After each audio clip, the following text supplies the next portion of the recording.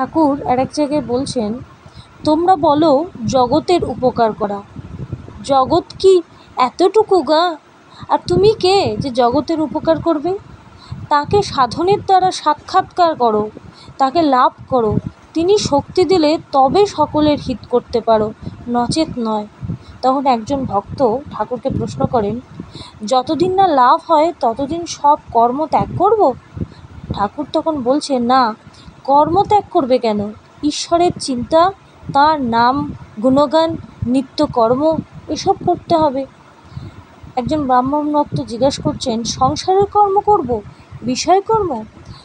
ঠাকুর তার উত্তরে বলছেন, হ্যাঁ, তাও করবে, সংসার যাত্রার জন্য যেটুকু দরকার, কিন্তু কেঁদে নির্জনে তার কাছে প্রার্থনা করতে হবে যাতে ওই কর্মগুলো নিষ্কামভাবে করা যায়।